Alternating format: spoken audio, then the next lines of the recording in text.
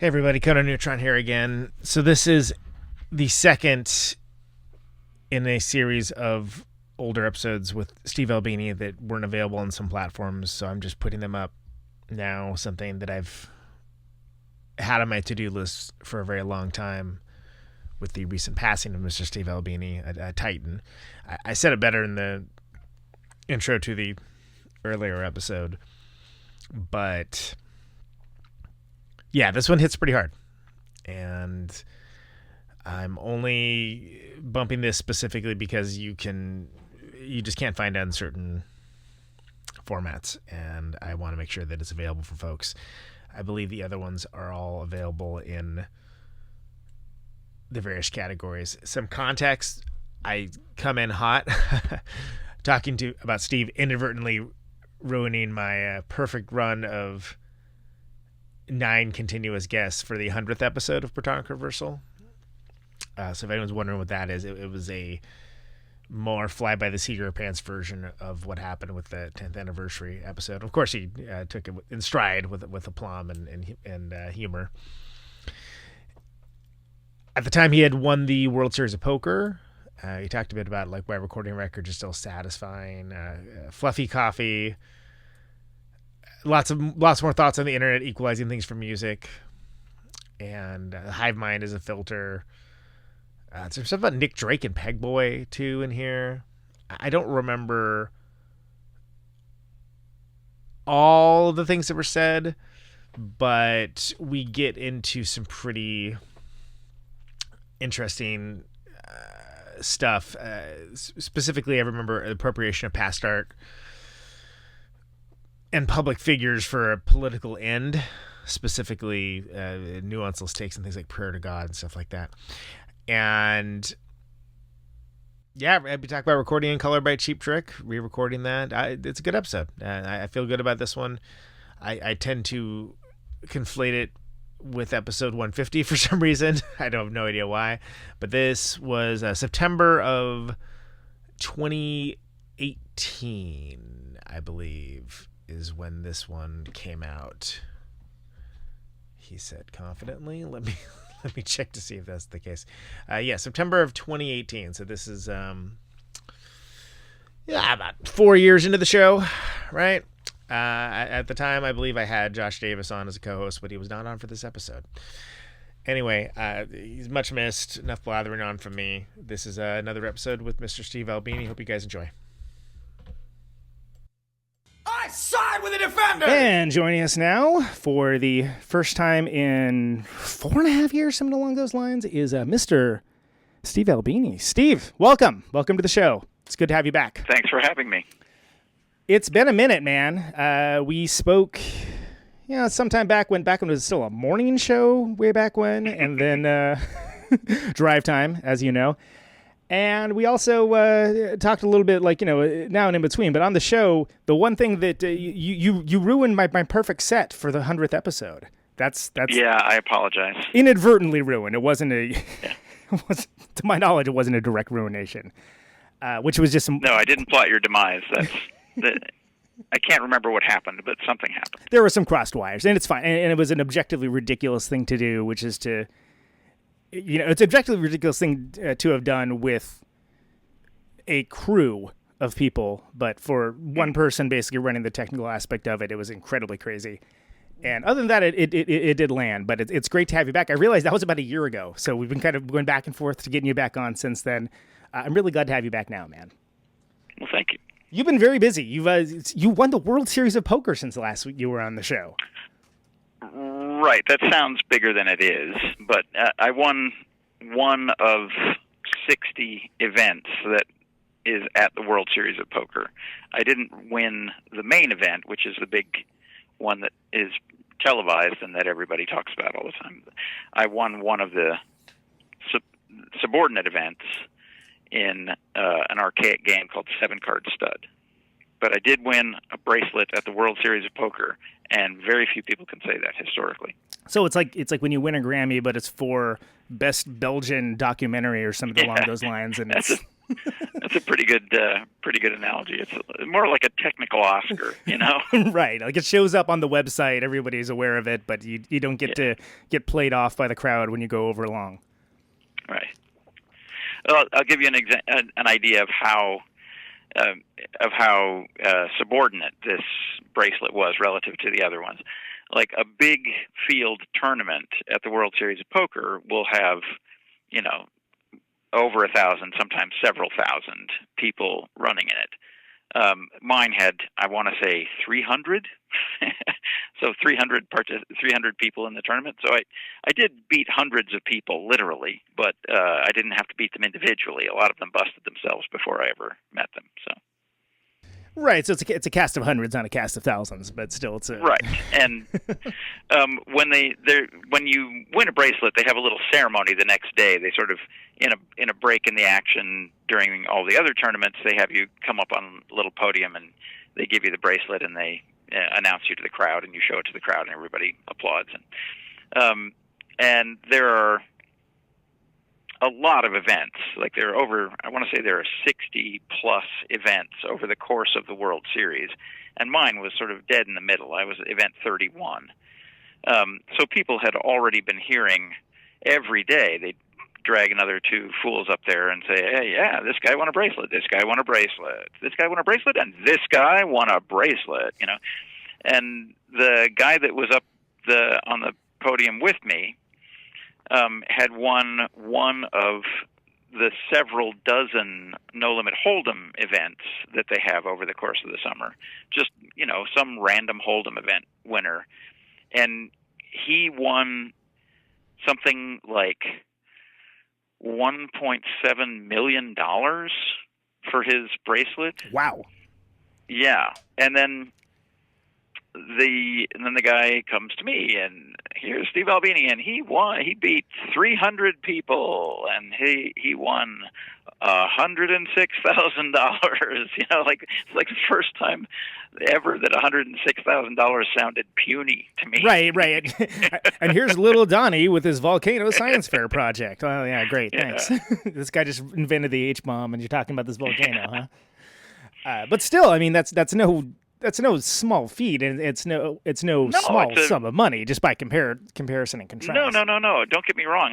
I'm enormously gratified by the fact that I was able to win a bracelet. Every year I go there and I try hard, but I never imagined that I would actually win a bracelet. I want to do well. I want to make money, and I want to get better. And winning a bracelet is you can't do it if you're terrible. Mm-hmm. But every year there are semi-professional or amateur players like me that win bracelets, and that's an indication that it's not out of the reach of anyone who plays poker seriously. Sure. You know? Well, and is that something where you consider poker like a thing you do mostly for fun? Obviously, if you're winning bracelets, there's some degree of there's people that probably devote their entire lives to it, and that's all they do. Maybe they golf, but yeah. Well, it's very similar to golf in one way. Like there are great players who've gone through their whole career and never scored a hole-in-one, and right. There are great poker players who have gone through an entire career and never won a World Series bracelet. And in contra that, there are amateur players who every year there are amateur players who hit a hole-in-one. Our drummer in the band I'm in, Todd Traynor, he hit a hole-in-one this spring. No kidding. A couple of months before I won a bracelet. So there is an analog there. Like you can't hit a hole-in-one if you're a duffer. If you have a terrible drive and you can't aim, or you have an awful stroke, you can't hit a hole-in-one. But you can do everything perfectly time and time again and never get a hole-in-one. Right, because some things are environmental factors, some things just depend on the context almost. Yeah. So there is that parallel, but as far as my interest in the game is concerned, like the main thing that intrigues me about poker is that it forces me to think in ways that I don't think otherwise. It forces me to consider like what are other people's true motives versus their purported motives. Like what there's there's an element of deception in poker that's built into the game, where people are trying to deceive you, or they're trying to be inscrutable, and you have to deduce what's actually going on from the things that they have been uncareful about, and I don't do a lot of thinking like that in my regular life. And as far as my play is concerned, I try to be inscrutable, and I try to be, like a blank slate when I'm playing. I don't want other people to be able to discern what's going on in my head from what I'm doing physically. And I don't behave that way in my normal life. In my normal life, I'm not a defensive or secretive person. And Right. And I feel like the thing that makes poker useful to me or interesting to me is that I'm never going to behave deceptively. I'm never going to try to trick other people out of their money. I'm never going to try to mislead people with my actions or my behavior in my normal life. So it's nice that there is a game where I can exercise those parts of not my personality but my skill set, and also exercise a sort of analytical part of my brain, which I don't need to do in my day-to-day life. Like I don't need to try to figure other people out very often. If I'm curious what someone's thinking, I'll just ask him, Which is a lot easier in most situations, yeah. Yes. Well, and that's something that it's, I would imagine it's almost like exercising different muscle groups. If you don't use them, like it's something that it probably is, useful for cognition to, especially if you have something that's generally repetitive. And as I get on in years, it's important to keep the brain active so I don't go potty in the head. Right, of course, and that's always a nice thing. It's always nice to keep sharp, right? Yeah, but I'm certain I'll be playing poker my whole life. I find it an infinitely fascinating game. But you took to it because you enjoyed it. Like it was something you found enjoyable. It wasn't because you had greater aspirations necessarily. Yes, exactly. I mean, I do it because I find it immensely engaging. But at this point, the money is significant, and I do rely on it in my normal life. Like I do factor in what I'm going to make playing poker as part of my as part of my expectation of income. And you have to do accounting on it because you have to pay taxes on it. So you end up having records year after year, and so you can see your progression as a player, and you can see when you've had a good year and when you've had a bad year, and you have to be kind of cold-blooded about it, And honestly, poker might be the only thing in my life that I do for money. Like if there was no money in the game, if there was no money in it, it's not the same game. Like people don't take decisions seriously if it's not going to cost them anything. So in order for the game to have meaning, you have to have money on the line. So how do you I was just gonna say, how do you reconcile that with running a studio, though? I mean, there's obviously you got to keep the lights on, you got to keep the machine rolling. Is it? Right. I mean, well, that's the thing. Is running a studio is nothing like playing poker. Running a studio is a business. We're here to tell you, folks, these are different things. Yeah, poker has its own its own ecosystem and its own rules, and running a business is it's a nuisance. But there are parameters that you can understand. As long as you spend less money on a monthly basis than you earn, then you'll be okay. It's just that's really fucking hard to do, in a business where you're competing not with other studios, but with an app you can download for free. Then it's really hard to convince people that there's enough value in hiring a studio that you can cover your nut, Totally, and I'm sorry if you wanted to elucidate more on the poker thing. I didn't mean to immediately dance away from it, but no, No, I'm cool. I just think it's interesting because you mentioned that being the only thing you actually really do for money. I mean, so would you consider? Would you say that you still do recording mostly as a labor of love then? Well, it's sort of like I set my sails 20 odd years ago, and I just haven't jumped off the boat.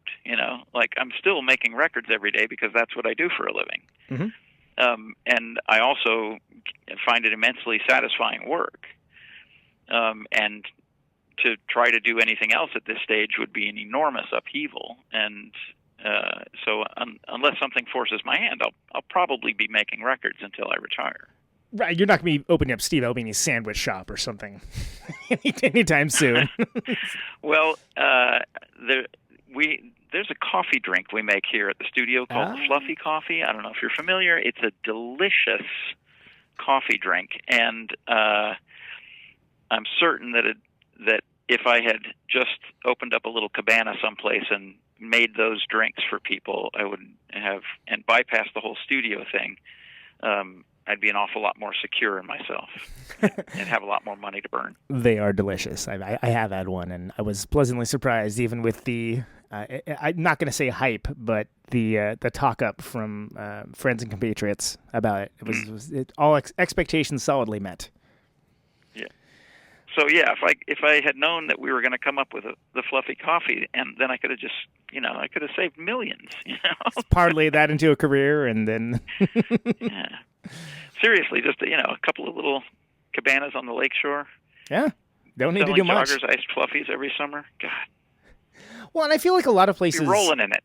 I feel like a lot of places kind of get away from the fact that if you just do one thing well, like people, you don't need to do everything for everyone. You end up being nothing to no one that way. And like I love those sort of single use, single purpose shops. Be they like just like a little lean-to is probably sounds a little less professional than I would be going for, but you know what I mean. Just a thing that does the one thing really well. I mean, gosh, that's almost like a lost art these days. Yeah, well, yeah. I mean, there's a risk to specialization, is that people are going to lose interest in that one thing, and then you're done. Like just right. The other day, there used to be two competing magic shops that were a couple of blocks away from each other in Chicago. Like literally, I love it. There's a magic shop, and then around the corner there's a magic shop, right? Up here in Andersonville, and when I had occasion to go by walk through that neighborhood, and I walked by one of the magic shops, and it looked like it was on its last legs. It was it was kind of dusty, and I couldn't really tell if it was open even. It just, it still had the sign out, and it still seemed to be a going enterprise, but I couldn't really tell. It happened to be closed at that moment.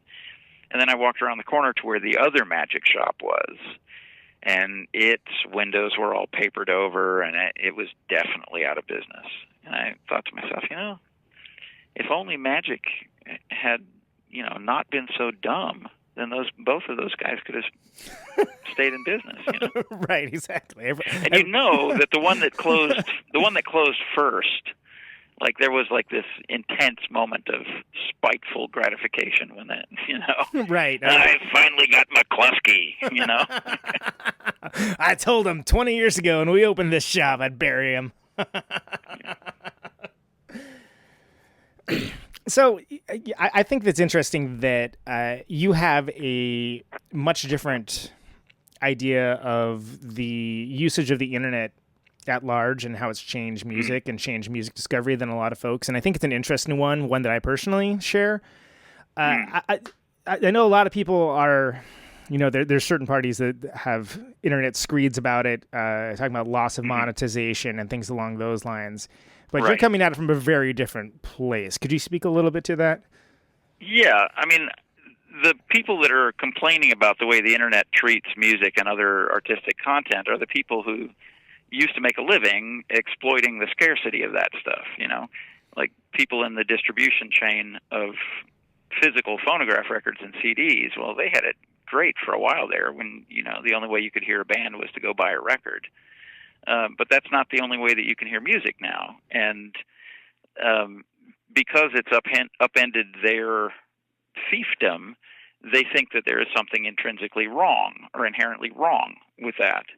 And I, on the other hand, as a consumer, as a fan of music, and as a person who, like my day-to-day operation, I'm working with bands who are, active street-level working musicians.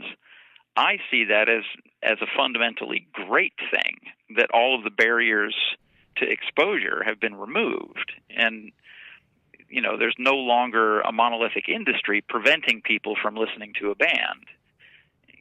And anybody that, if you're in a band and you want to get your music out to the rest of the world, it used to be that you had to do a professional recording and get jackets printed up and records pressed up and then put them, haul the boxes upstairs into your apartment and try to convince record stores to buy them from you over the phone, and, then hope that they ended up in a town where people were into that kind of music and in the right shop for people to go find them. And then eventually maybe somebody would hear your band and like it. And, it was just such a disjoint practice. And now if you and a guy come up with a cool song in your basement, you can record it on your cell phone and post it on YouTube that evening, and the next morning you can, 1 million people could have seen it. I think I just cannot fathom a way that's bad, or that the old way is in any way better than that. Well, it's true that there's less money in making records now, right? And that's from the top down to the bottom. Like, from the big record labels are now not big record labels anymore, and smaller record labels don't exist. And the few boutique enterprises that are making records are now boiled down to a very hard core of people who are making records because it is a passion for them. And right. I just can't see that.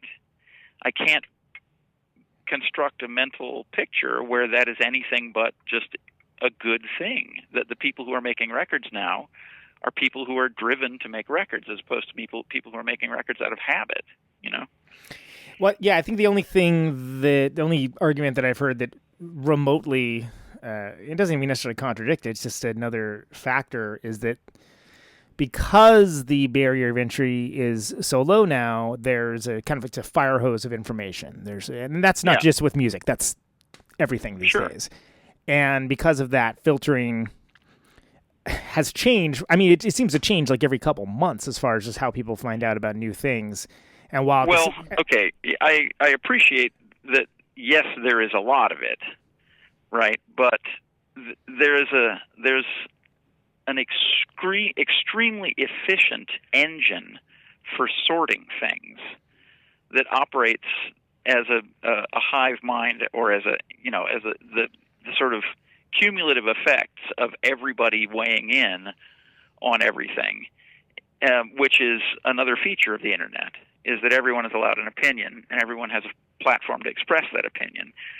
It is that things that are of interest to you, generally speaking, find their way to you, and things that are not of interest to you, you can conveniently ignore. And the one really good example of this is in the physical media era, there were a lot of bands that put out records in a kind of a perfunctory way. Like, a very small edition of records would come out because that's all they could afford to do. Maybe they had some local interests. Maybe the bulk of the pressing sat in the basement somewhere or whatever. Now, if any of those records are of interest to anybody, it's probably been digitized and posted on YouTube, and then through the enthusiasm of other people liking it, like-minded people will find out about it. And there's just an extraordinary number of lost music that had gone unheard for a long time. There's an extraordinary number of these things that are out there now that are now in general circulation, and pretty much anyone can hear them. And we're discovering all kinds of things that never had an airing in their original lifetime, but that are now being exposed, and people are able to find them. I'll give you one example. I mean, there are a lot of examples, but I'll give you one example. Nick Drake's mother, Molly Drake, recorded a bunch of songs at home that were never commercially released. These recordings eventually made their way to someone who heard them and recognized them as being valuable, and there was later an edition pressed up of these recordings as an album. And the album is stunning, not just because it's beautiful songs, beautifully sung, but because you can clearly hear that Nick Drake is mimicking Molly Drake in his vocal delivery and in his musical phrasing. We have learned something about Nick Drake through the ghost of his mother's music, which would never have existed, and were it not for somebody taking an interest in it in this sort of marginal way. And there are whole record labels. There's the Numero Group, there's Temporary Viaduct, there are whole record labels whose reason for being now is that they are discovering these once lost pieces of music, tracking down the original masters, and doing editions of them so people can hear them again, And if things like that can happen, if an unreleased set of recordings from under someone's sofa can make their way out into the international music scene, then I'm convinced that if your band does something of note, it has the potential to find an audience now that it didn't previously. Well, certainly, and I think that there's other examples on a different level too. I mean, This Heat is a good one. The band Death from Detroit, that never would have been, if the situation and avenues for discovery and consumption weren't the way they are now. They never would have had this resurgence. They never would have necessarily had the ability to connect with their natural audience, even if it's like years and years later. Right. So, I mean, those are fairly big examples, but I think that there are smaller and more mundane examples that are also valid. Like the band Pegboy from Chicago were a sort of mainstay punk band in the band. 90s. Yeah, the band. They were the Bears band. And they recently were able to do a South American tour. Oh, wow, and, really? That's awesome. The full maturity of their existence. They haven't put a record out in forever, right? Right. But their music has circulated in these enthusiast pools where one guy copies a record to a thing, links it to another guy. That guy says, hey, I know who would like this, and he links it to another guy. And then eventually they built an audience that was enthusiastic enough that it could fly them to frickin' Brazil, Yeah, That's bad. Incredible. Yeah, not bad. That's incredible. Absolutely. They got Larry up off the couch and put him on an airplane and sent him to Brazil. Which is a minor thing in and of itself, yes. So, and that's, and these are all wonderful examples, but of course, everything being kind of naturally available all the time, always, it does mean that it's almost like a lottery to win someone's attention these days for unknown commodities, I should say. In the short term, yes, there's a lot of information in the short term. In the long term, it's all available, and if any of it is interesting, it'll probably make its way to you. So I have confidence in that, if only because I keep discovering things that I didn't know existed. Every day. I mean, I'm baffled by people that like, oh, there's nothing good to listen to anymore. I'm like, well, you clearly are just not trying or just not listening at all. It's amazing. Music isn't a spectator sport. That's good. They're not doing it all for your benefit. If you take an interest in it and you do, even a small amount of the legwork, you can find an infinitely satisfying array of stuff out there. If you just sit on the couch and wait for something to come at you, then what's going to come at you is the stuff that someone has a business interest in promoting to you. So and that, generally speaking, is stuff that can't survive on its merits. So on that, something I find interesting is that as people kind of push towards streaming services and not necessarily owning the music, but having it available for them to stream off of these very popular services, none of which I personally use, but I know are very popular. It's weird. I know they're popular, but I don't know anybody that listens to music that way except in the car. Oh, really? I actually know a good amount. I'd say it's 30-40% of my friend base personally, but I don't. I know that there's a whole generation of people for whom the physical media is kind of anathema, and I understand that, like, the younger someone is, the more likely it is that their engagement with music is all through their phone. Correct.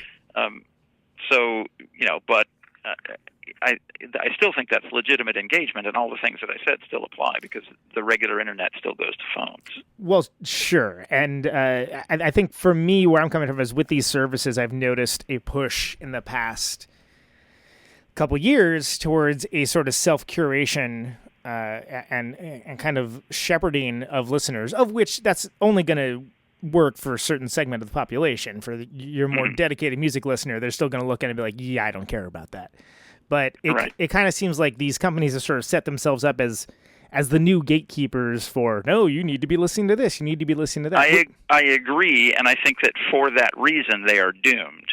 Like, really? I don't know if you agree with this perspective, but it seems to me that the next logical progression from these streaming services that have a pen of material, a pool of material that they can play for you, the next most logical thing is to have some kind of an autonomous app that will search the internet at large for music that you're interested in and play it for you. That doesn't, whether it's on a streaming service or it's resident on somebody's web page or whether it's part of some database someplace that it has access to, it seems to me that these streaming services are a kind of a half measure, in the same way that the CD was a half measure of digital music. Like, yes, it was more efficient in packing than an LP was, but it's still a physical object that has a limited menu on it. Mm-hmm. So when you take digital to its next, the extension of that is that you have an enormous library that you can add to at any time, and that's what the iPod was. And then the extension of that is that you have an infinite, or apparently infinite, streaming of a massive catalog of material that is available to the different streaming services. And then the next generation from that is you have some kind of aggregation of these streaming services where, you'll have multiple input streams for your listening pleasure. And then the extension of that is that you would have something that would autonomously search all over the internet for whatever you happen to want. And it wouldn't care whether it was coming from a stream or some other location. It would just be available to you. Interesting. And I think that is an inevitable thing. Someone will inevitably make such a thing. And at that point, the streaming services will be seen as being crippled relative to this new thing, in the same way that CDs are seen as being crippled relative to streaming. With the obligatory panic involved from those that are going to be losing profits based upon new technology and something. Yeah, there's an old internet adage, which is that, when someone tries to prevent you from looking at something, they call that censorship, right? It's not necessarily censorship, but let's call it censorship for the purposes of the argument. Censorship is read by the internet as a failure mode, and the internet will then route around it. Mm-hmm. And it does it almost automatically. In the same way that almost any copyrighted material that is not released electronically is eventually available electronically. There's a thing. I don't know if you're familiar with these. There are these set-top boxes that are available that don't have any storage. Mm-hmm. They connect to the internet, and they connect also to your television. And you basically, you tell it what you're looking for, whether it is a film or a political debate or a news broadcast from a certain locale. Whatever it is, it can find it for you. Like if you want to see one particular inning of one particular baseball game from one era of history, you tell it, you give it the search parameters, and it will find it for you. I'm trying to remember what they're called, what these set-top boxes are called, but they're one of the guys that works at the studio has one. Another friend of mine has one, and you don't always get full HD quality, but you get you get something. And what I've noticed is that just as with the DVR technology, do you know what I'm talking about? I do, and ThorStream is the name of the most popular of these boxes. Yeah, THORSTREAM. Yeah, and there is a name for the thing, and you think I know it, but I don't. But what I think is interesting is just as your DirecTV and Xfinity, Comcast, and whatnot sort of adopted and stole the parts that they could use from TiVo for the whole DVR functionality, I've noticed that there's a trend towards adopting certain parts of that technology that they can sort of monetize and put their own purposeful obsolescence into as a selling feature for their new widget that I'm certain, probably catalogs that information for Lord knows what purpose, but takes the sort of innovation of these devices and kind of puts them towards their services, specifically putting them in the walled garden of, their device. I understand that, but my point being that this unbounded device already exists for video content. So it's not a stretch to think that it could be something for audio as well. I mean, it seems like the technology already exists, and in the video domain, it's taken the form of a set-top box. Right. But there's no reason that it couldn't be an app, and there's also no reason that app couldn't be on every phone, even if it's a blacklisted app or something like that.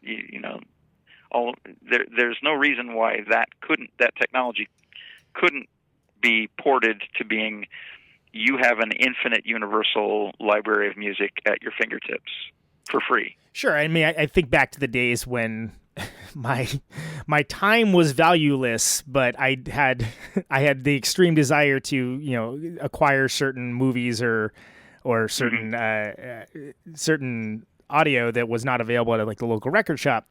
And while it's a different case now, like I would find people that had these records and I would tape it off of them. And sure. I think in that same way that people nature will find a way, right? I think we can kind of apply those same terms towards it, as long as it's something that isn't like legally kiboshed. I could see that becoming well, okay. Forward. Let's think about that as a postulate for a moment. How do you stop something that doesn't store anything? Mm-hmm. How do you stop something that's just a piece of code? It's really like it's at the limit of what laws are capable of doing. And I think that it is inevitable that the law will have to adapt to that rather than that will be bound by the law. Right, I feel like the industry, like the music business, I don't have much truck with the music business other than that I happen to run a business that makes music, right? But I think carping about these things or trying to stonewall these developments will be enormously frustrating and is fruitless and will be fruitless. I think what we need to do is we need to adapt to these conditions as they change. And I feel like that mentality of me being willing to adapt to a changing environment is one of the things that's allowed me longevity. Our studio has survived for more than 20 years now, despite all of these changes that have made it financially much tougher. And the way that we've been able to survive is by being flexible. And that flexibility is partly mental, but also practical. Like if you're tied to a certain technology and you can only deal with that one technology in the way that this studio is tied to the analog processes, then you need to be able to accommodate the competing technologies. So we do host digital sessions here all the time, but you also need to be self-sufficient in the technology that you're relying on. That is, we do our own maintenance and our own repairs here. Right. We have our own stock of spare parts. We have our own technical shop where we can do diagnostics on our equipment. We're not beholden to somebody else to keep things the way they were for us. We are enabling ourselves to maintain this older paradigm, and that's the willingness to do. That is what I see lacking in the mainstream music business. Just refusal or a refusal to adapt and refusal to admit that the new ways of doing things should be accommodated. Right. They're just digging in their heels and saying, no, it's wrong. It's wrong. Yeah. And no one thinks it's wrong who uses it. So right. Only your audience for that is other people. Your audience for that argument are other people who are as pissed off as you. Right. And what's pissing you off is your impotence. It's a very and I was going to say this before you said the word impotence, but it's a very shrinking group of people as well. Yeah. So then, where do you feel? And we talked about this recently, as far as how does, and we're talking about sort of more with discovery and usage, it being more of a meritocracy and things like the filtration being on I don't trusted like that sources, term. right? I don't like the term meritocracy. I feel like meritocracy implies that there is a hierarchy of good and bad, and the good stuff rises and the bad stuff sinks. I think that's bullshit. I think, especially when you're talking about a creative enterprise, where everyone in the room will have different tastes, and some people like chocolate and some people like Rocky Road. And what my point is that on a per user basis, you will be able to curate your experience with music in a kind of a boundless way, because it's all available to everybody. Right. And the tools will exist for you to fine-tune your experience of music to your tastes. Or if you want to create an eclectic experience, you have the potential for the most eclectic experience, Like sort of like a self-authorship, or, I mean, my friends that are that deal with art absolutely hate the use of the word curation for anything other than the dictionary definition of the term. But sure, for lack of a better term, a sort of musical curation based upon individual tastes and entities. But also, like, let's say there's a thing where you can create a channel that is playing music that you like. Oh, like right? Radio Note, perhaps. Yes. For example. Just to pick an example out of the air. And then you notice that your friends are doing that as well, where they're creating a channel. They've created a channel for themselves. And you can tune into their channel and sample their aesthetic for a moment. Say, hey, I'm really in tune with this guy today. I do, in fact, only want to listen to dub instrumentals, all day today. And this guy's taste is really good. So then you get this curated experience from other enthusiasts rather than from a marketing force that's trying to profit from it. You're getting it from people who know what's good, and they're turning you on to it. I wrote a little thing one time about how the value of record stores is that they have maniacs in them. And there's the one guy who's really into Britpop, and the one guy who's really into Handbag, or the one guy that's really into, Japanese noise or whatever. So if you're curious about any of those things, there's a maniac that you can go to and say, hey, get me started on some of this stuff. And he will pull out half a dozen records and burden you with them. But that those are being vouched for. Like, this guy is saying, yes, these are good ones, right? I mean, So- yeah, as a former maniac myself who used to like push birthday party and Chrome records on unsuspecting young punks, yeah, I can definitely, I can Okay. absolutely get down with So that. that's where the value in that comes from, and when there is a world where every maniac can sculpt his listening experience to suit himself, and you can sample the menus of maniacs at will, I just can't see how that is a bad development, and that seems like an inevitable development to me. So where do you think about it in terms of the sort of overarching nostalgia trip that seems to be coming out, whereas nostalgia is somewhat fetishized as we lose causality itself? I don't know. I mean, I hated nostalgia the first time. Nice. I hated Happy Days when it came on. I hated all of that shit. I'm not a nostalgic person by temperament. I don't spend a lot of time on memory lane. I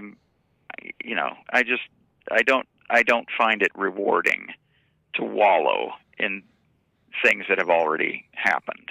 And I feel like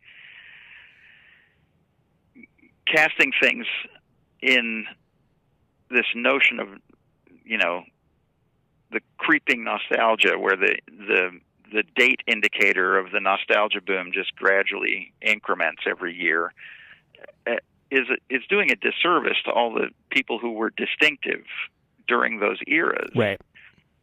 What made the 80s, for example, an extremely fertile period had nothing to do with it being the 80s. It was just a confluence of a bunch of extremely energetic people, overperforming and over-delivering because they were inspired at the moment. And those individuals are what make it interesting, not the contemporaneous hairstyles or whatever.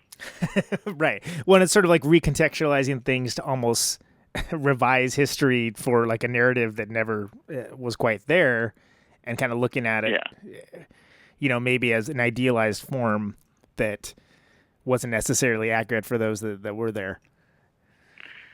Yeah, I mean, I hated the 80s the first time. Like the popular culture of the 80s was fucking atrocious. Right. The only stuff that was interesting was the underground. Yeah. Right. And when the 80s are being revived now in minstrel, what's being revived is all of the aspects of it that made me hate being alive during that era. Right. Like it's not the Minutemen and Devo and, like all like the better aspects of it or the more interesting or daring aspects of it. It's like exactly the opposite. It's almost facile. Yeah. It's the Bears Super Bowl shuffle and, God, I forgot about that. Yeah. I mean, yeah, I don't want to wallow in the stuff that I had to suffer through the first time. Yeah, no, that's understandable. So, it's interesting that we're talking about nostalgia and things being recontextualized. How is that? We are existing in a time now where people are looking at things with more of, in general, not just in music, but in society, with a greater look towards social justice and equal rights and things, whereas things that would have, put it this way, the slobs versus snobs mentality of so many classic movies of the 80s, not all of them have aged very well. Right. And the sort of gratuitous sexual violence hasn't aged well either. Right, exactly. I'm thinking, specifically, gosh, I can't believe I ever watched, Revenge of the Nerds, and was like, Sure. oh my God, this is sexual assault. How did I not know this? And the answer was that, nobody was educating anybody about that. And so it was just, quote unquote, different times. Okay.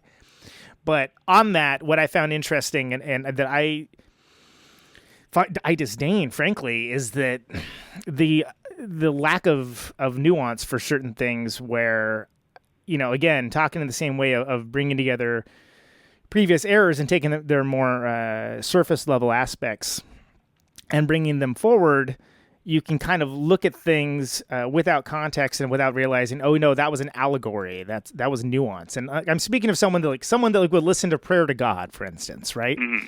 And just take it completely upon face value and not look at it as like a, kind of a dark short story, if you will. Yeah, I mean, I have to admit that it does concern me when I see dudes singing along to that song and getting into it. It does. I do feel like I don't feel responsible for their stupidity, but I do feel some embarrassment at enabling it. And I do think that there are, I'm fine with all subjects being fair game, and you can write about anything you like, and if it's done well, it can be engaging and enlightening. If it's done poorly, then it's just another example of something that doesn't have merit on its own, and I struggle personally with that demarcation, and in particular with historic material that I've done Mm-hmm. that portrays male excesses and male indulgence. It concerns me that the comment aspect of that seems to have been disabled in a lot of people, and I don't relish the idea that people are seeing them as heroic narratives rather than, tragic or villainous. Right, because for me, when I first heard that song, I was like, oh, it's like a contemporary murder ballad, from that great right. tradition. And how fucked up is it that there are murder ballads? Of course, yeah. Like, how fucked up is that for a start, But then, it did occur to me, even at the time, of like, oh, I could see where, someone could potentially guilelessly look at this as like, a how-to guide or something. But that's just because people Sure. are, inherently, some folks just, you got to wonder about them. And I feel like that because of everybody being platformed now, you get people that almost aggressively search out for parts of culture and elevate them with their own agenda. Well, people will try to justify their own craven thinking with, any scrap of any permutation that they can hang their hat on, and it's a tool of the right wing to try to reframe things in a way that makes them sound like they're not awful, like there are arguments about how, like in the right wing media, there are arguments about how Martin Luther King would not support the Black Lives Matter movement, which is absurd Right. when Right. he actually spoke about police violence against people of color in several famous speeches of his, right? It's clear that that's not what he would, that's not a position that he would hold, but some white dude will make that argument, Mm-hmm. Yeah. And Trying to appropriate as needed. Yeah, and so you can't defend against people choosing to misinterpret your life's work, but you can be chagrined when they do,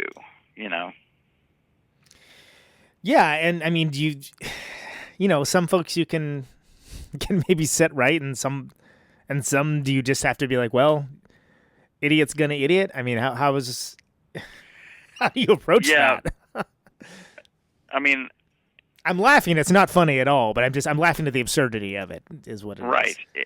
I try to engage with people where they are, and I'm happy to have a conversation with anybody at any time, even in the middle of a show, for example.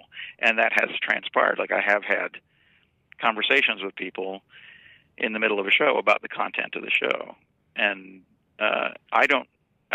those digressions can be irritating for people who aren't involved, but I find them stimulating. And I also think that it's worthwhile to be open to discussion and to be frank with people when the opportunity presents itself.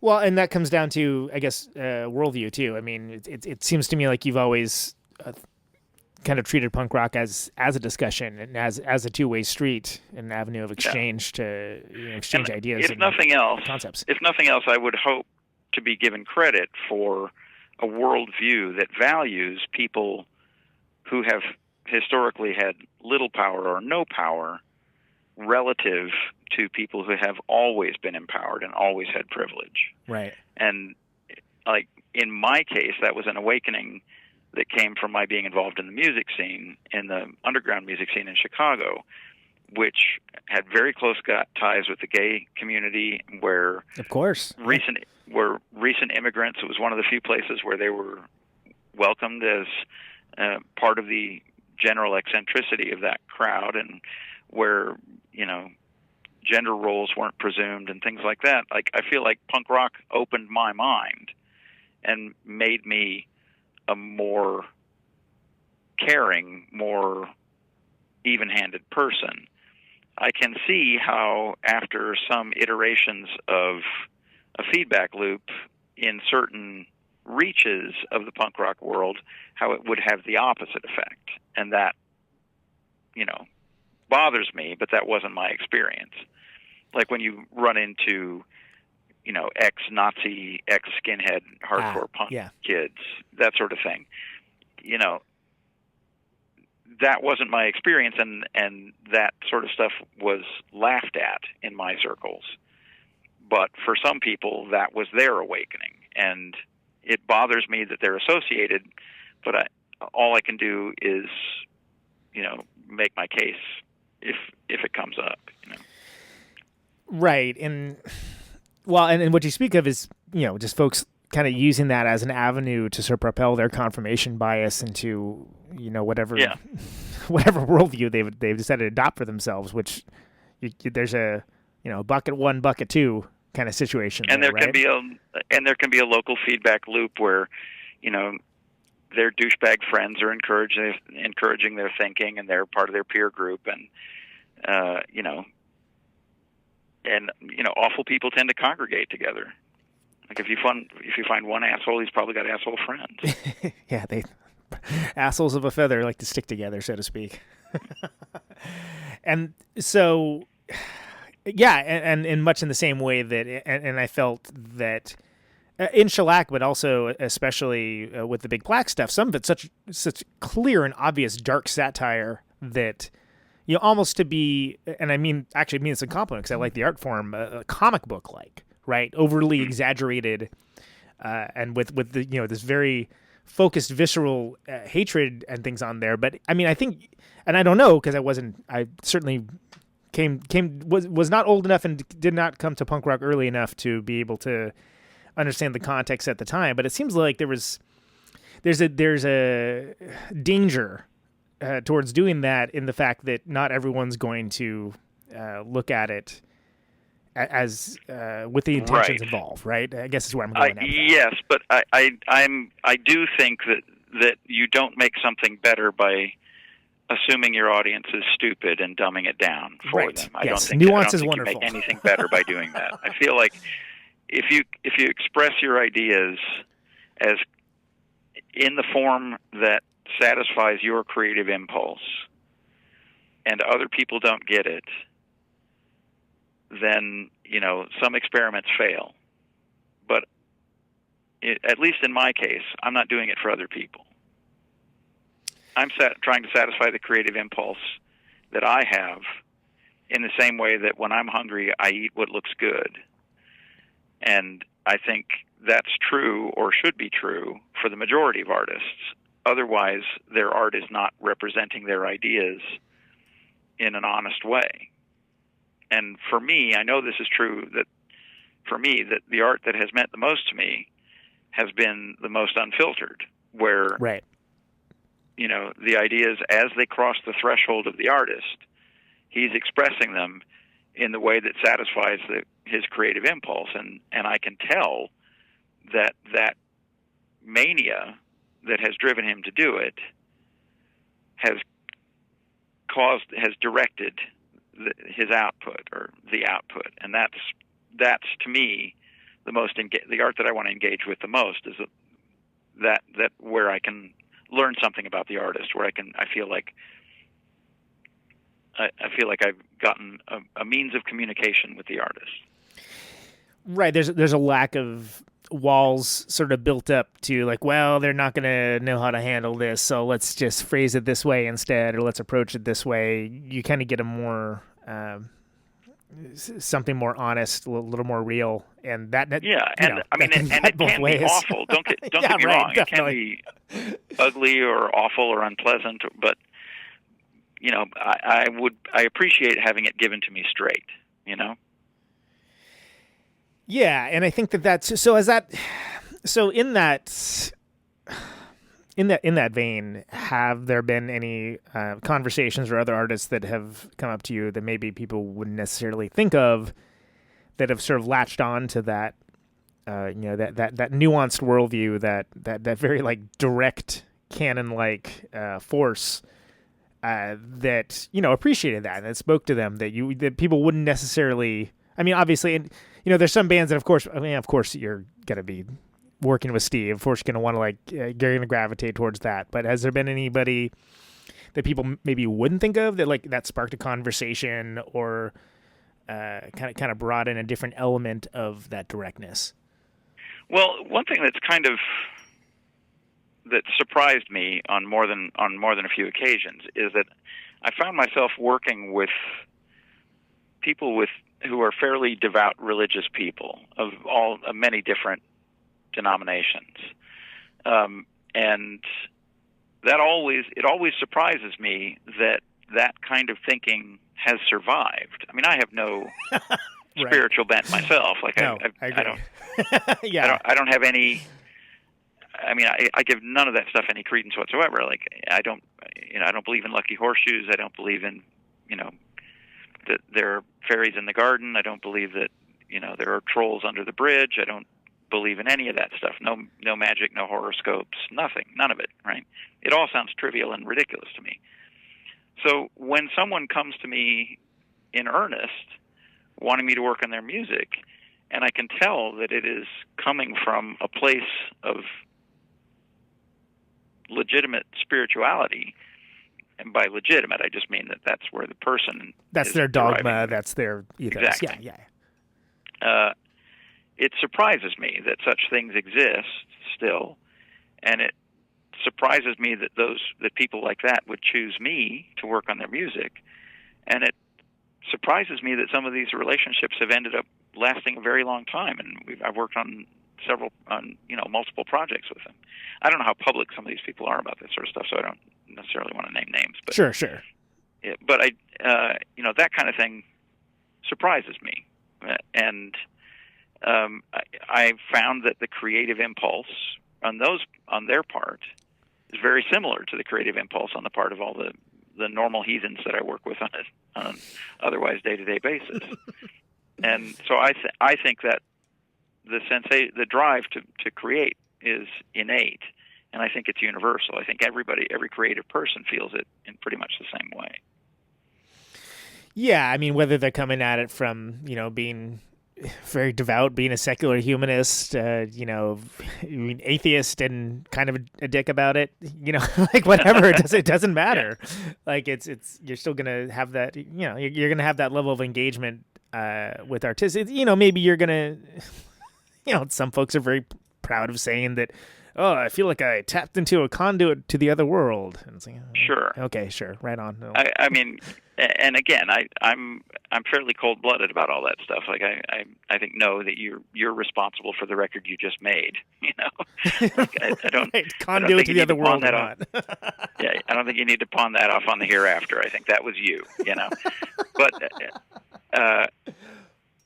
yeah, I feel like just being open to letting other people express themselves in the manner that they want to allows me to engage with them on their terms, and that's the most legitimate way for me to experience them, And do you find that because of the ease of use with home recording now, that it's changed the creative process for a lot of bands where they're maybe not going to spend the entire time making the record with you, but they're going to maybe do overdubs at home, or what's, because you mentioned, of course, it being more of a, when given the choice, of course, folks that want to go analog generally going to go analog, but there is digital electrical audio. It does exist. Yeah, I mean, I totally understand all the practical reasons that people do things digitally. The ease of use of a lot of that stuff, and the flexibility of being able to do part of your session in a proper studio and part of it at home on your laptop. Like, I understand all of that, and I think all of those are, perfectly valid, rational reasons for decision making. So when someone comes to me and wants me to do the analog portion of a record that is ultimately going to be hybridized, that's fine with me. I feel like, I don't want to maintain minute control over everything that passes under my hands. I'm happy to, if somebody just wants me to record the bass drum and they'll do the rest at home, that's totally fine with me. I just, I hope I do a good enough job to justify their investment. Right, because you kind of there are oh, go ahead. Sorry. There are some techniques that could only exist in that kind of hybridized world. I'll give you an example. There's a band that came in here, and essentially the entire performance of the band had been recorded in the guitar player's home studio. He had recorded the direct signals of his bass and guitars, and had spent a long time getting the performances that he wanted precisely on those instruments. And then he rechanneled all of that stuff out through amplifiers in our studio. Wow. Okay. And that way he could take advantage of the fact that we have, a couple dozen different amplifiers of various characteristics. And then he had his drummer play along to this pre-recorded performance that was now barking out of all of these loudspeakers, and gave him a simulacrum of a full band performance. So his drummer was being recorded acoustically while all of this chaos was being broadcast around him. Huh. And it allowed them to do, real-time changes in the sound and various bits and pieces. So that portion of the session was all done in the analog domain. But it was after it had all been recorded, then it was recaptured digitally, and they did all the finishing touches, all the extra singing and all the mixing and hoo-ha. They did all of that on the computer offline at home. So the total production of the record probably took them the better part of 2 months. But the amount of time they spent in the studio to do it was only about 3 days. Right, yeah, because you got everything pre-prepped and wow, I'm trying to envision what that must be like. I mean, that's well, I mean, counterintuitive to me, but it's fine. Yeah, it was an involved process that this fellow had worked out in his head and executed, and it worked. Fair dues to the guy; it totally worked. He was able to get all of those sounds that he couldn't get at home by coming into a fancy studio and doing it here. And he did create a reasonable simulacrum of a live band performing. I can't say that he was wrong to do it that way, but that's something that could not have been done without all of the powerful digital tools that are available to everybody. Of course, now. Yeah, there's no chance of. That's a method of working that I have to allow. Of course, that's a totally valid way for you to make your record. It's not something I would choose to do, and it's not something that seems like it would suit every kind of music. But for someone with a very specific vision and the patience to put it together that way, I don't see why that's, I'm glad that that's not off the table. Right. It's no less valid than anything else. I mean, so I guess you have to almost adopt near absolute subjectivity towards what people bring in this day and age. Would you say, or do you think that are there some limits of just like, no, man, I'm not going to do that? I mean, it's rare. It's exceedingly rare for me to say no to a project. It has happened, a handful of times. I could count them on one hand where someone has proposed something and I've said no. It's, and the few times that it has happened, it has been either there was some fundamental thing about the music that seemed where it seemed like my skills wouldn't be appropriate, like ill-fitting, but or whatever. Yeah, where I wouldn't have been able to do a good job, and I didn't want them to waste their money. And then there are some where people who I knew would be problematic for one reason or another, and I didn't want to subject the staff to those problems. Interesting.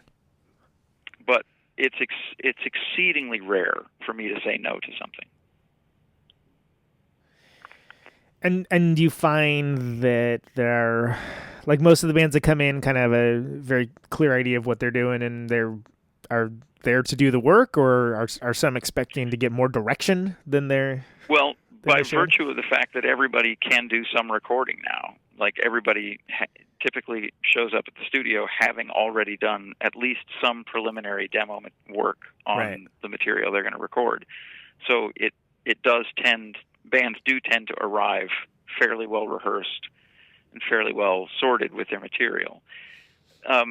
The stories that you hear about bands spending months in the studio in an indulgent sort of cocaine frenzy, like those stories are from an older era when records were being funded by a record business that had a lot of spare money to burn. Right.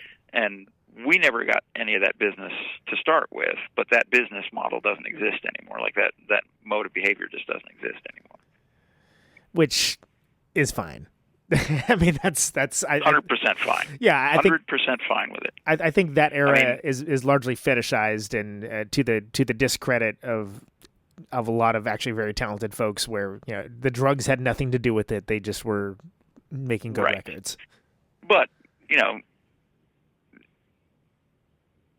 being frank, things like Fleetwood Mac are what made it necessary to have punk rock. Right, you got to have something to react against. And I hated that stuff at the time. I hated all of that extremely mannered, extremely slick, very microscopically tweezed stuff. I just, I hated that at the time, and I don't see that as anything to aspire to. Right. So that it doesn't exist anymore, I don't really cry about. Yeah, and if somebody wants to sort of build a simulacrum of that, it's a lot easier to do that now, and good on you. as long as you're the right person to do it, or have I mean, and if recreating the sound and the experience of Steely Dan in the studio is important to you, you can probably do it. It just seems like it seems like a stupid ambition. It's like someday I'd love to have a sandwich. Okay, yeah. Well, you could just make a sandwich too. That'd be nice. Also, you can probably do that. So, what's your take overall with overdubs and like with vocal overdubs and harmonies and things along those lines? How do you feel?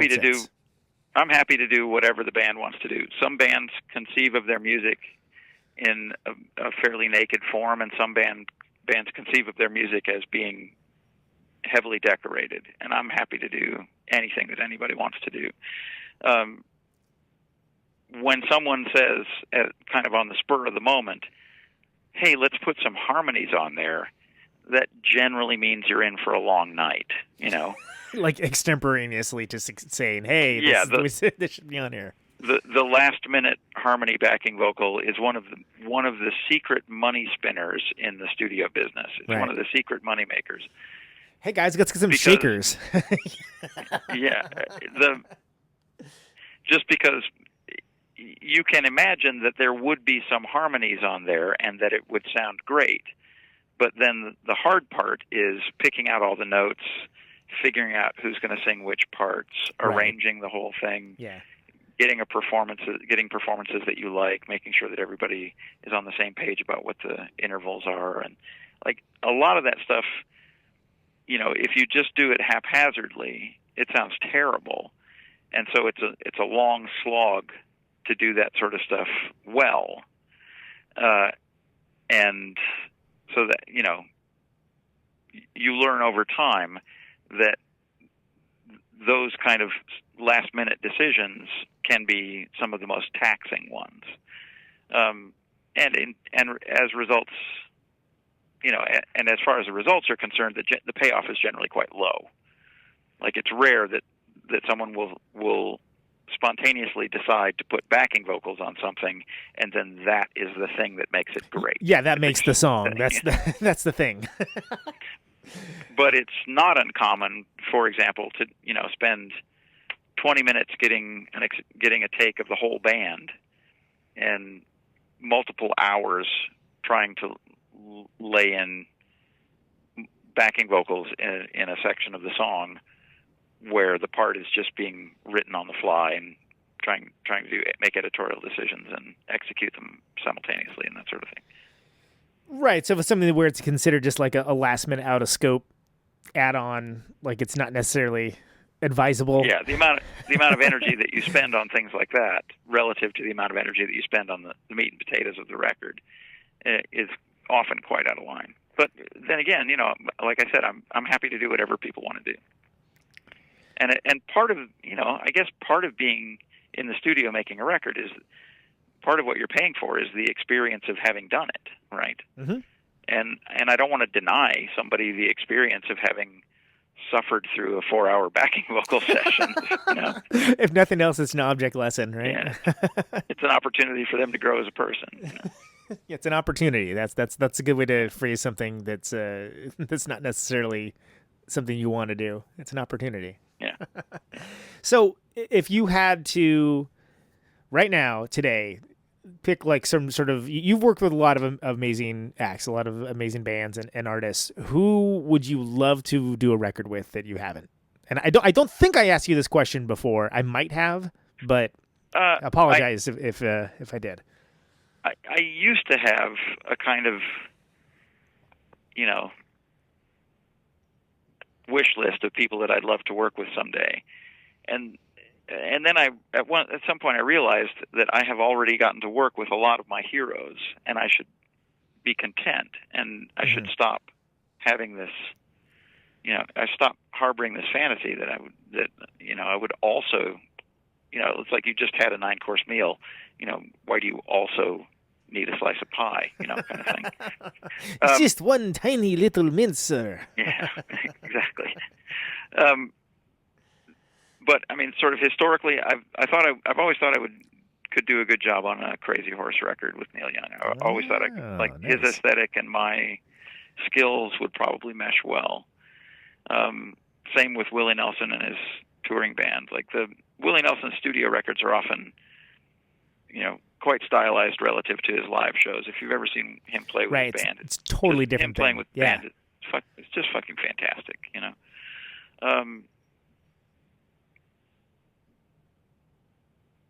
My favorite singer of all time is Bill Withers. I know he doesn't make records anymore, but I think he probably has it in him to make another record, and I would happily sacrifice a nut if I could do a Bill Withers record. I would, yeah. I don't know if I'd sacrifice a nut for myself, but I definitely would like to hear it. That's. I mean, if that's the deal, if somebody says, "All right, okay, we've worked it out. He's going to do the record, but you're going to have to lose one of the boys," I would be like, "Okay." Left one's been acting up. It's a good run, Lefty. Anyone else? I mean, I know you. I was very fond of the aesthetic and the work ethic of AC/DC. I thought I could have done a good AC/DC record. Yeah, that's a weird example though, because That ship has sailed. Though. Yeah, it's not it's not what it once was. I mean, I'm sorry, like I don't want to be reductive, but like that band doesn't float without Malcolm for me. It's and I say that as a huge fan, you know. Yeah, Malcolm was the heart and soul of that band. He made rhythm guitar his life's work, and it was a kind of a Zen monk about it, you know. And no one has ever been better.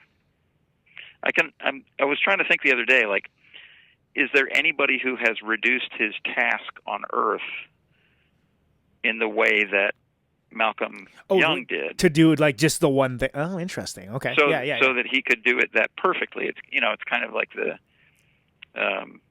what's his name? Jiro Dreams of Sushi kind of thing. Like there's just one thing that animates him, and it's playing rhythm guitar to rock and roll songs.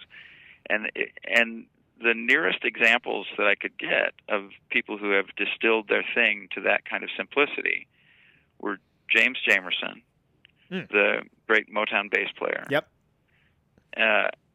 And Johnny Ramone. Yeah, definitely. I don't think there's very much else about them that's similar. But no. I think, yeah.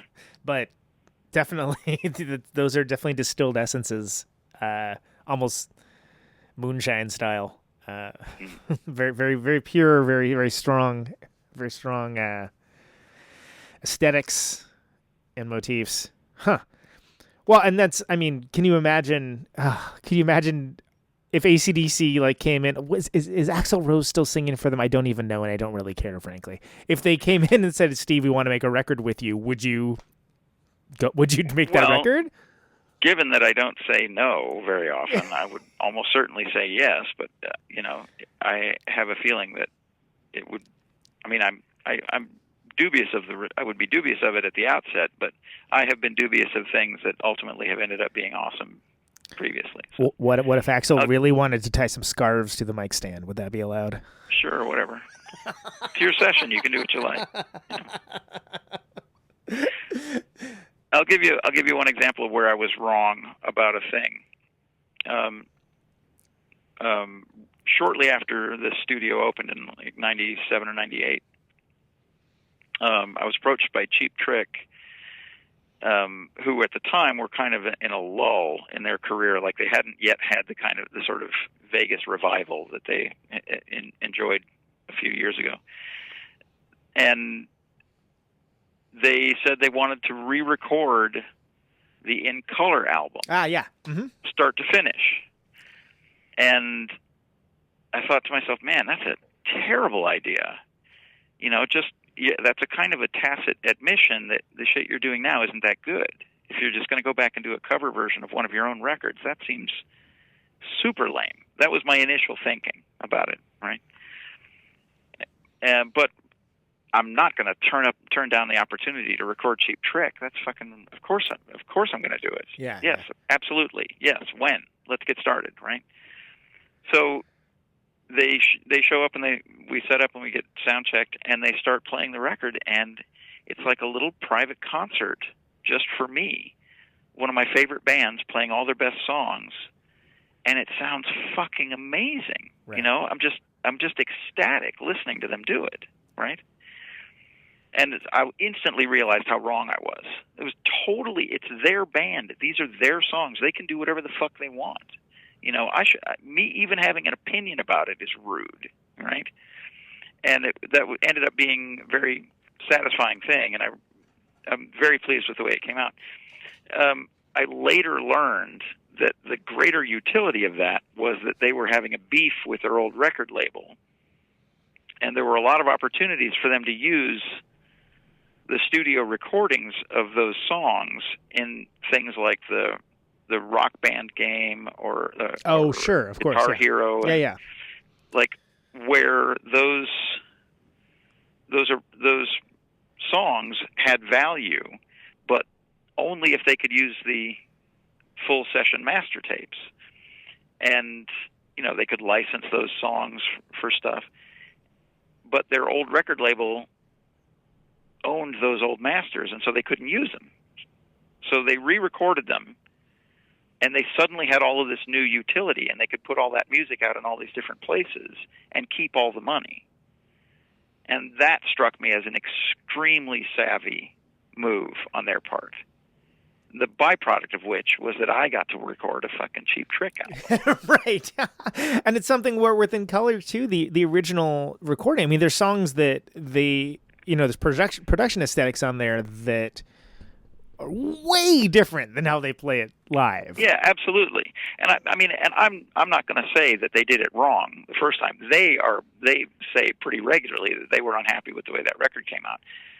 I think that's totally their prerogative. But when that record came out, there isn't a Cheap Trick fan who didn't love it. So I'm not prepared to say that the one that they did here is better, but I am prepared to say that it's awesome.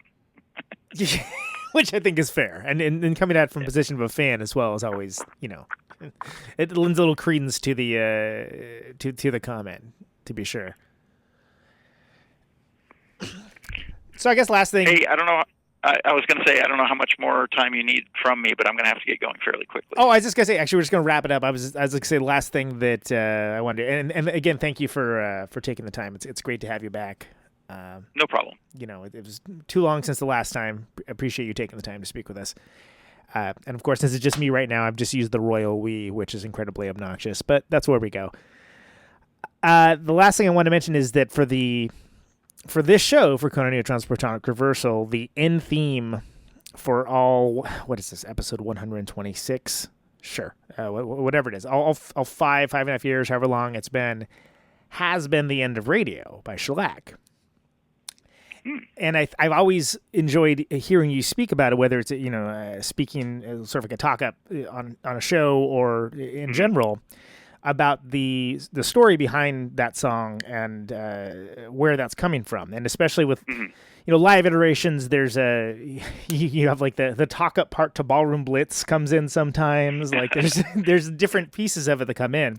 So can you speak a little bit about End of Radio? Well, the reason we wrote that song was like there are often. People prognosticate that the end of certain things, like the radio is going to be the end of live performance of music. No one's going to come out to the opera if they can sit at home and listen to it, and that sort of thing.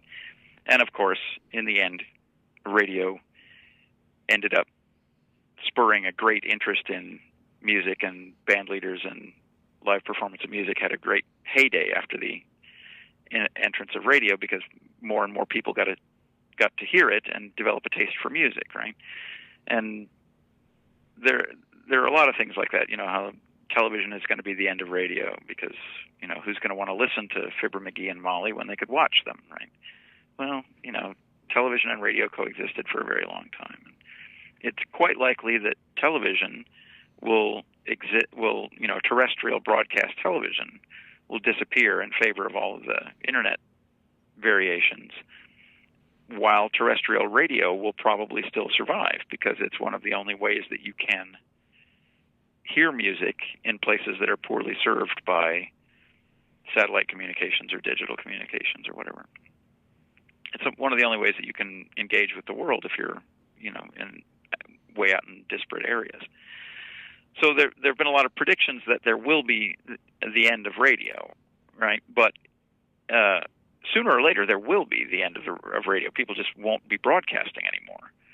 The music and news and everything else will come through other means, and it won't be seen as useful to have just someone talking on the radio. And so that there will be an end of radio, and at that moment, the interplanetary communication that we have begun at the beginning of the radio era will end. And there's the timeline for other civilizations to discover ours is going to be very short on a cosmic scale, from the introduction of radio, the turn of the 20th century, to the end of radio, potentially in this next century. If your civilization wasn't listening to our broadcasts during that period, then you won't know that we were there. And so I think it's perfectly reasonable that our civilization will go unnoticed when radio ends. That will be the last opportunity for somebody in a distant place to notice that our civilization was there. But also, like this, on a smaller scale, radio provided a kind of local celebrity that didn't exist in any other way. Like local radio personalities, identifiable by their voices, were a feature of every town. Like every town had like the one hip DJ or the one crazy sports guy or whatever. And, if they went to the library or the supermarket in their town, they would be a celebrity on a scale, of like on a movie star scale. But if they go 3 towns over where their broadcast wasn't listened to, then they would lose all of that status. The sort of parochial nature of the local radio celebrity was a thing of interest to me. And then the way there used to be regional hits because radio stations were more independent and less syndicated. Right. And there were songs that would be, top 10 hits on radio stations in some parts of the country and unheard in other parts of the country. And that fascinated me. And the singing in that song is extemporaneous. Like I tend to make it up on the spot. There are certain themes that come back, but what's nice about having an open-ended format like that is over the course of decades, I'll be able to explore or express all of those ideas without feeling like I have to get it all right, crammed into one set of lyrics, Right. Right. Yeah, exactly. It takes some of that pressure off. And it's also, I find it interesting too, because there's a lot to read into with it, as far as, like, the line that always gets me is, can you really call it broadcasting if no one's listening? And I think that works on multiple levels, especially when you're working in a format where you're largely, such as this one, where you're largely creating the radio show to be consumed later, but in an archival form that people can discover like an old record years down the line, which does happen. But for example, if you think about that moment when the last transmitter is shut down, the last announcer says his last goodbyes or whatever and his farewell transmission, and then they switch the transmitter off, it's likely that no one will hear that because the reason that they bothered shutting it down was that people weren't listening. Right. So it's quite likely that for some time the end of radio won't have a terrestrial, like when radio comes to a final end, it's quite likely that it won't have any terrestrial audience at all. That the only potential audience is the interstellar one. Right, it's beamed out into the cosmos. Yeah. It's an interesting concept, and it's a great tune. Thanks for letting me have it be the closing theme for this song. We were doing it anyway. Steve, it's a pleasure to talk to you. Thanks so much for making the time, man. Appreciate it. No problem. Thanks for having me. All right, take care. All right, so let's go ahead and play the tune that should be called This Is Why You're Incel, if you look at it as anything other than allegory. Here's Prayer to God. To the one true God above, here is my prayer. Not the first you've heard, but the first I wrote. Not the first, but the others were a long time ago. There are 2 people here, and I want you to kill them. Her, she can go quietly by disease or a blow to the base of her neck, where her necklaces close, where her garments come together, where I used to lay my face. That's where you ought to kill her, in that particular place. Him, just fucking kill him.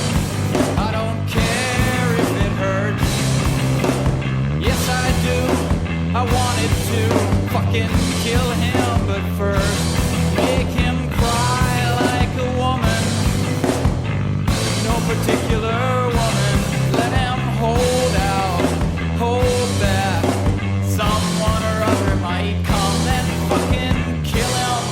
Fucking kill him. Kill him already, kill him. Fucking kill him. Fucking kill him. Kill him already, kill him. Fucking kill him. Fucking kill him. Kill him already, kill him. Just fucking kill him. Fucking kill him. Fucking kill him already, kill him. Fucking kill him. Fucking kill him. Kill him already, kill him. Kill him already, kill him already. Kill him. Fucking kill him. Just fucking kill him. Fucking kill him. Kill him already, kill him. Fucking kill him. Kill him. Fucking kill him already, kill him. Kill him. Fucking kill him. Kill him, just fucking kill him. Kill him already, kill him already, kill him. Amen.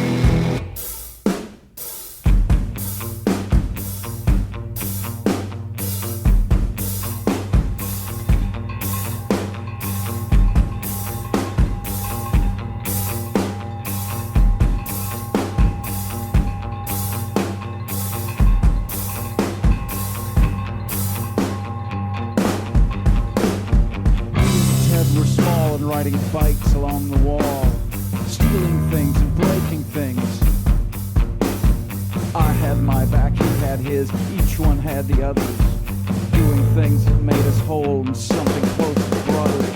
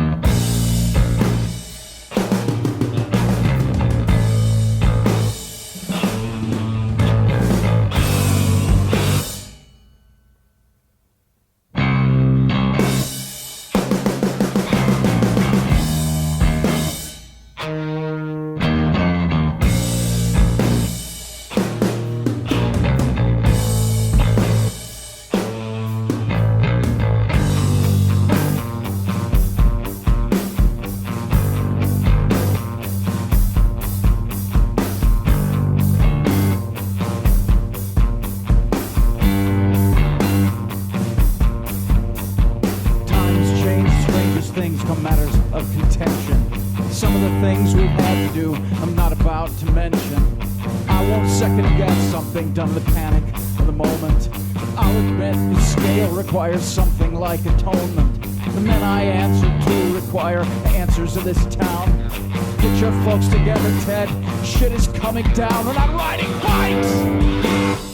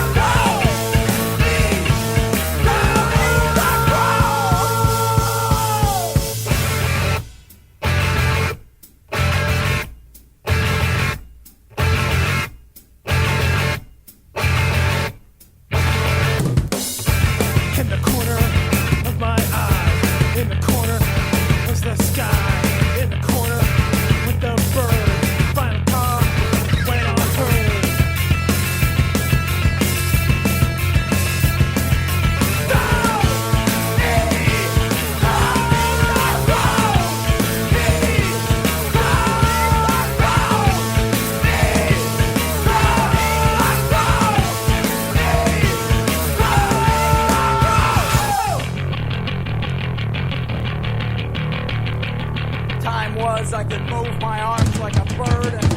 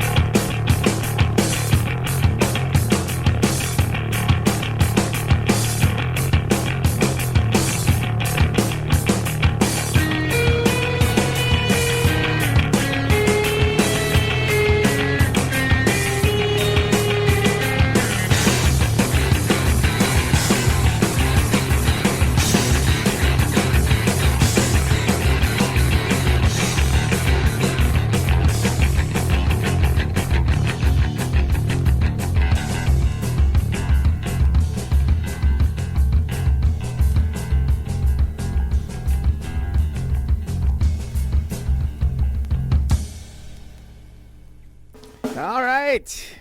There we go. that was Rock Block. We had Wing Walker there.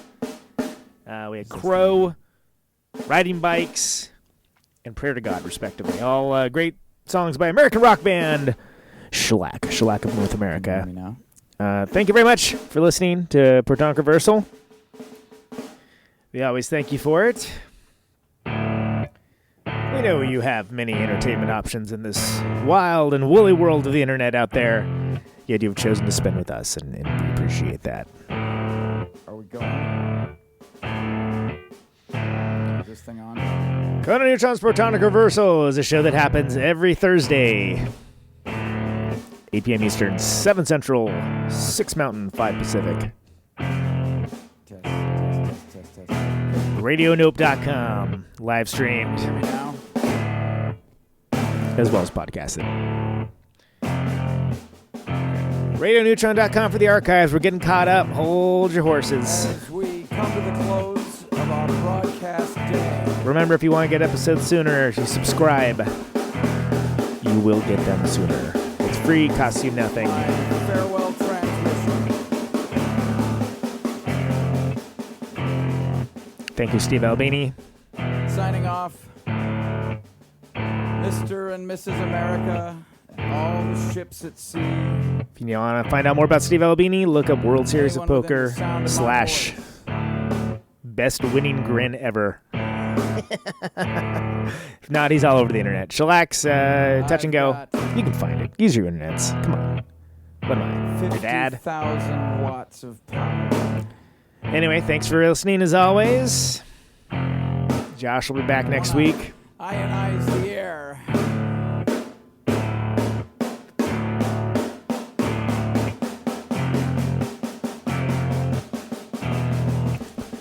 This And as always, microphone turns sound into electricity. catch you later. Can you hear me now? Out on Route 128, the dark and lonely. Catch you later. I got my radio on. Can you hear me now?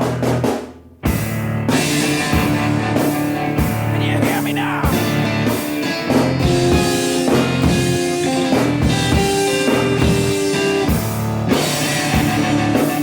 Can you hear me now?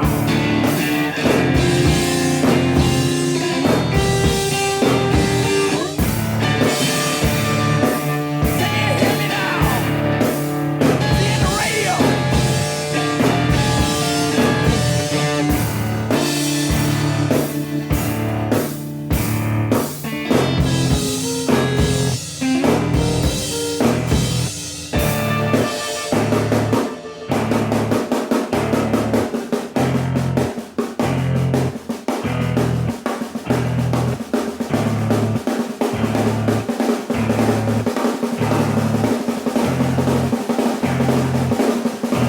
And that snare drum and that drum roll means we've got a winner.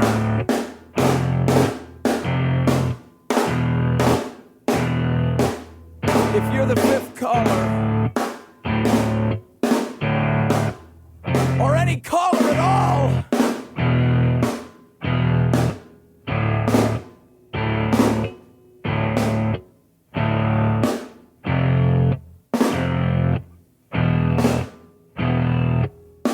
welcome to my top 10.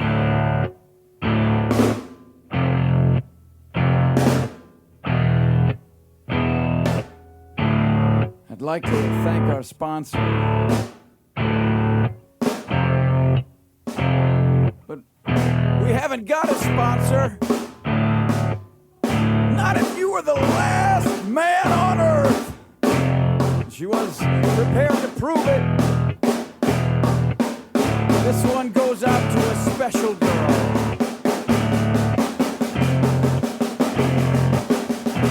But there is no special girl.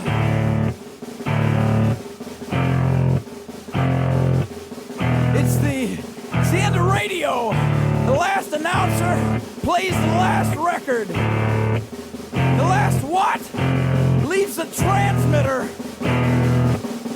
Circles the globe in search of a listener. Can you hear me now?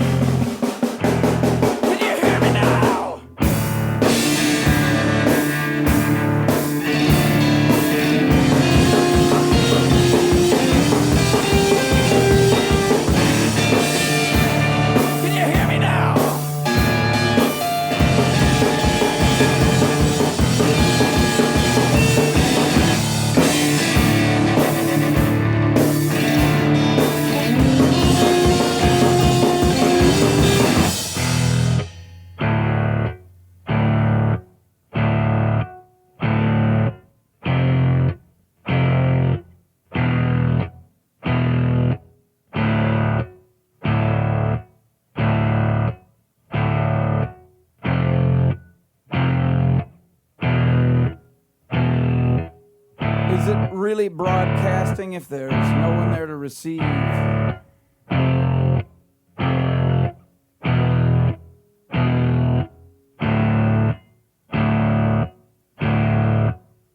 the end of radio. As we come to the close of our broadcast day,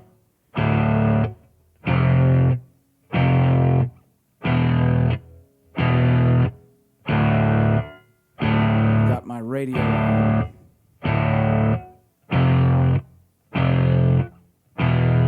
Can you hear me now?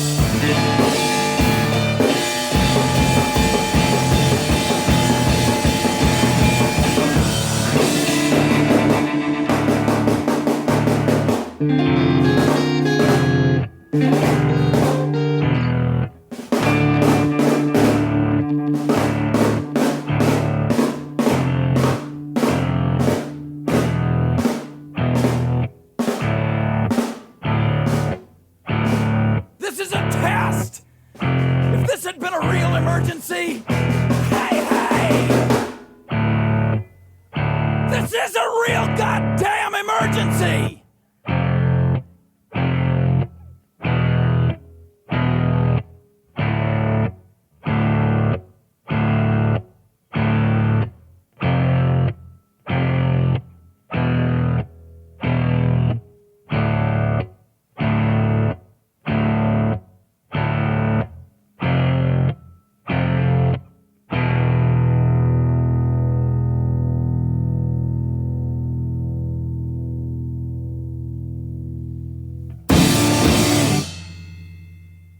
Hey, Conan and Steve.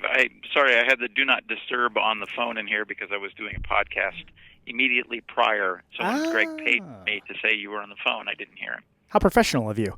That's a really smart idea. Should I hang up and have you call back, or do you want to? Should I stay on this? Sorry, I had the do not disturb on the phone in here. Sorry, I had the do not disturb on the phone. Sorry, I had the do not disturb on the phone. Sorry, I had the do not disturb on the phone. Sorry, I had the do not disturb on the phone. Sorry, I had the do not disturb on the phone.